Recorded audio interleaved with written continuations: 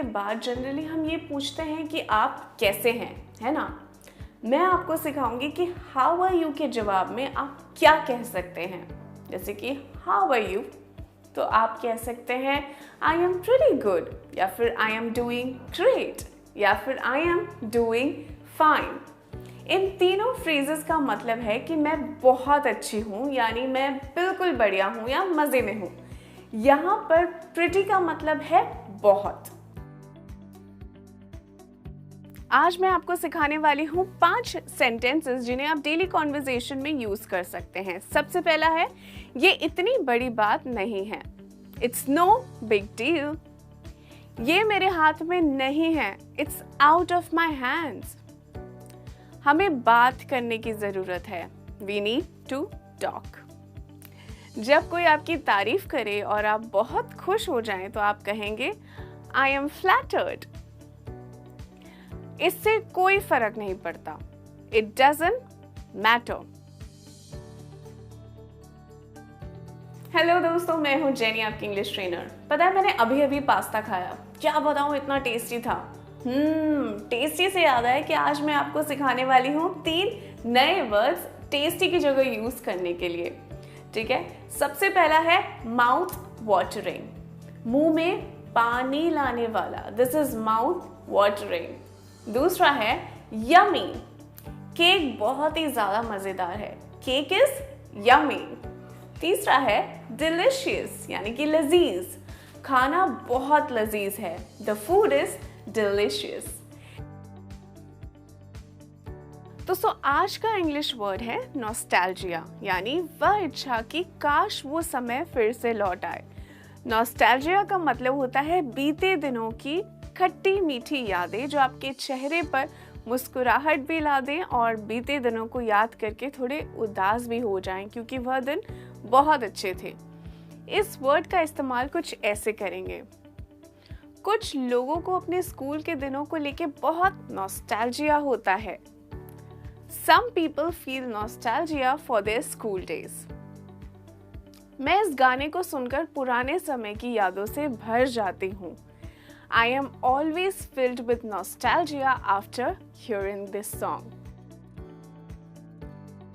जब आपको कोई थैंक यू कहता है तो आप जवाब में क्या कहते हैं? वेलकम। कुछ लोग तो सिर्फ स्माइल कर देते हैं। इसलिए आज मैं आपको 4 फ्रेजेस बताने वाली हूँ जो आप यूज कर सकते हैं जब आपको कोई थैंक यू कहे। सबसे पहला है ग्लैड टू हेल्प, मदद करके खुशी हुई। दूसरा है दैट्स ऑल राइट, सब ठीक है। अगला है नॉट अ प्रॉब्लम, कोई परेशानी नहीं है। और आखिरी है माई प्लेजर, मुझे बहुत खुशी हुई। दोस्तों, इंग्लिश एक बहुत ही पोलाइट लैंग्वेज है। अगर आप इसे पोलाइटली नहीं बोलेंगे तो हो सकता है कि लोगों को आप लगे कि आप बहुत रूड हैं। आज मैं आपके लिए ऐसे 3 सेंटेंसेस लेके आई हूँ जिन्हें आप पोलाइटली बोल सकते हैं ट्विस्ट करके। जैसे लीव मी अलोन, मुझे अकेला छोड़ दो, को आप बोलेंगे could you give me a minute, क्या आप मुझे थोड़ा समय देंगे। यू आर रॉन्ग, तुम गलत हो, तो इसे कहेंगे I think you might be mistaken, मुझे लगता है कि तुम्हें गलत फहमी हुई है। Your work is not that good, तुम्हारा काम उतना अच्छा नहीं है, तो इसे आप कहेंगे I am not quite satisfied with this work, मैं इस काम से उतनी संतुष्ट नहीं हूँ।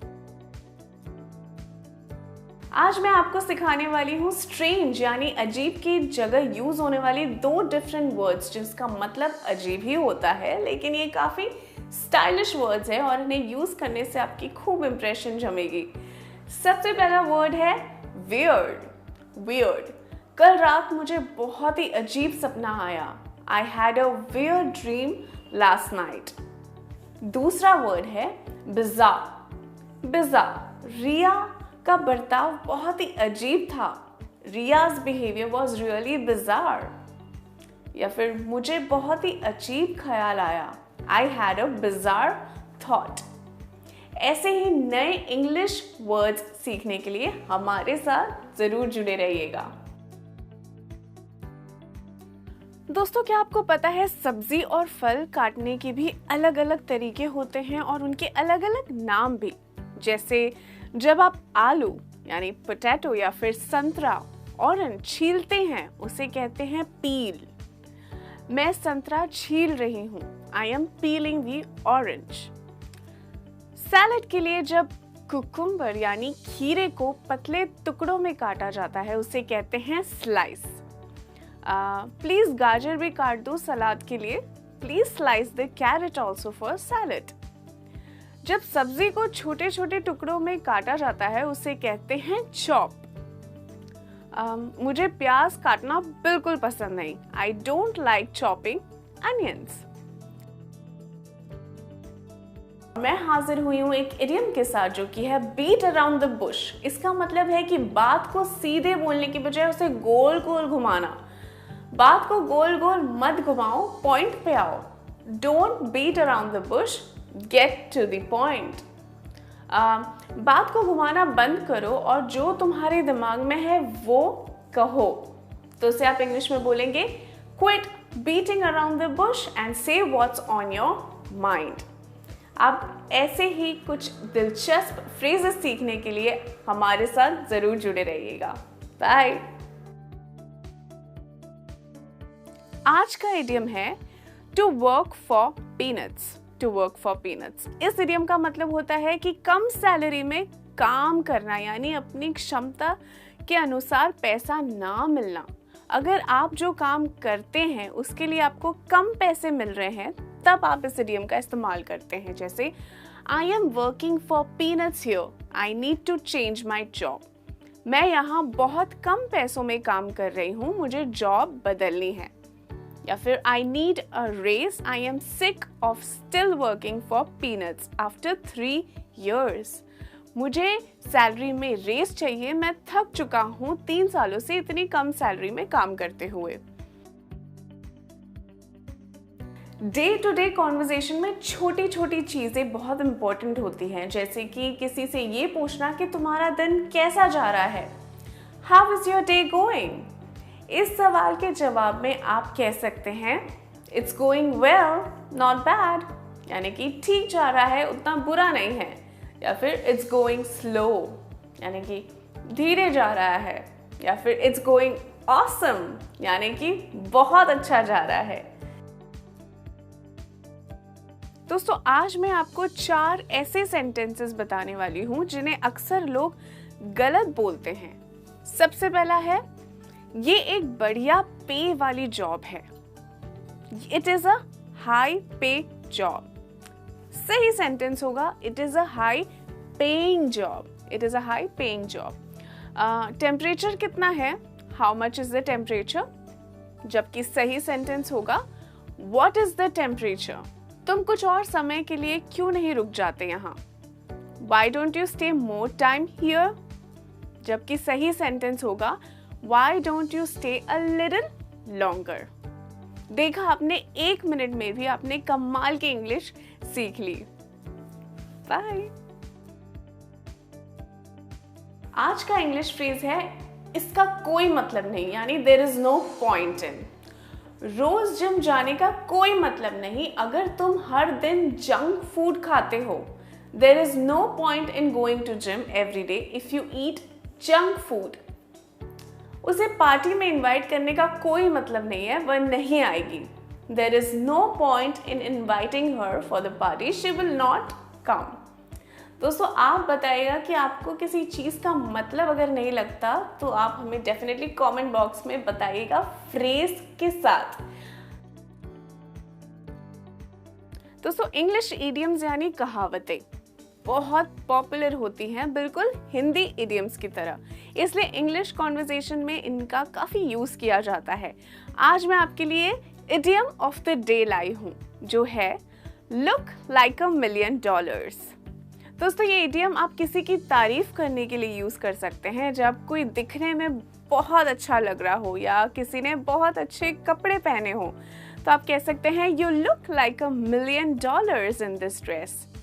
आप किसी भी लेडी के लिए यूज़ कर सकते हैं, उन्हें तो अच्छा लगेगा ही और इतनी अच्छी इडियम यूज़ करके इंप्रेशन भी अच्छा जम जाएगा।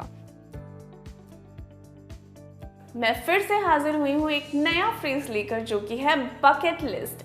बकेट लिस्ट का मतलब है उन चीज़ों की लिस्ट जो आप जिंदगी में करना चाहते हैं, यानी आपकी विशेस पूरी करना चाहते हैं। जैसे कि आप कौन सी जगहों पर घूमना चाहते हैं, what's on your travel bucket list. और अगर आपका जवाब हो कि मैं हमेशा से श्रीलंका जाना चाहता हूँ या चाहती हूँ, तो आप कहेंगे Sri Lanka has always been on my travel bucket list. ठीक है, या फिर आप ऐसे भी कह सकते हैं कि अगर आप लेह लद्दाख बाइक ट्रिप पर जाना चाहते हैं तो आप कह सकते हैं a bike trip to Leh Ladakh is on my bucket list. दोस्तों, अक्सर इंग्लिश में प्रॉब्लम तब होती है जब हम छोटी छोटी चीज़ें इग्नोर करते हैं, ये सोच के कि इससे बाद में सीख लेंगे। आज मैं आपके लिए डेली कॉन्वर्सेशन में यूज़ होने वाली 2 सेंटेंस ले आई हूँ। जब आप किसी से बहुत टाइम बाद मिलते हैं तो आप क्या कहते हैं कि अरे कितने दिनों बाद मिल रहे हैं, या फिर ज़माना हो गया मिले हुए। यही बात आप इंग्लिश में ऐसे कहेंगे, it has been ages since we last met, या फिर कितने दिन हो गए मिले नहीं, तो कहेंगे लॉन्ग टाइम नो सी, लॉन्ग टाइम नो सी। आज हम बहुत ही कॉमनली यूज होने वाला वर्ड सीखेंगे, जो कि है ऑफुल। ऑफुल का मतलब होता है बहुत बुरा, यानी बहुत खराब। जैसे what an awful thing to say, कितनी खराब बात है किसी को कहने के लिए। खाना बहुत ही खराब था, द फूड वॉज ऑफुल। मुझे बहुत खराब महसूस हो रहा है, आई एम फीलिंग ऑफुल। ऐसे ही इंटरेस्टिंग इंग्लिश वोकैबुलरी सीखने के लिए हमारे साथ ज़रूर जुड़े रहिएगा।